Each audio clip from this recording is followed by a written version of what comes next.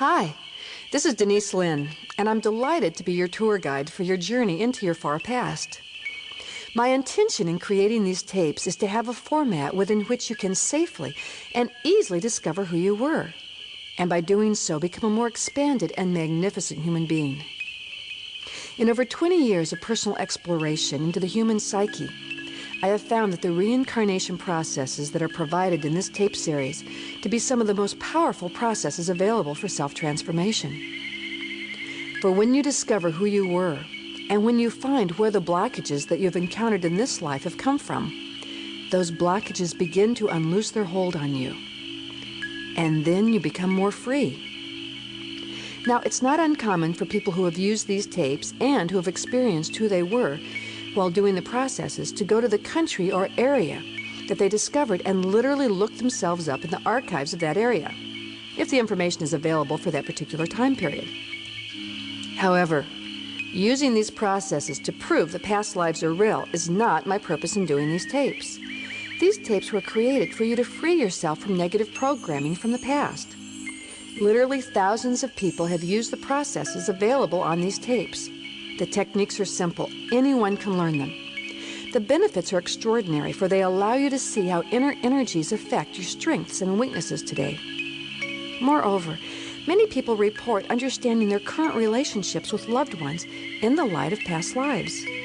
Some come to an understanding of healing and are able to release disease and body problems, for example, weight loss, that are just a carryover from past lives. Others realize abilities and talents that they have never previously discovered. To step into the past, it's valuable first to have an understanding about reincarnation and why and how it works, as our life is always being affected by the past. For example, have you ever had the eerie experience of being in a foreign town and feeling a familiarness almost too deep to describe? Or have you ever heard a particular piece of music and felt transported to another time and place? Or perhaps you've met a stranger and felt an instant rapport, and yet maybe another time met someone new and taken a strong dislike even before introductions were made.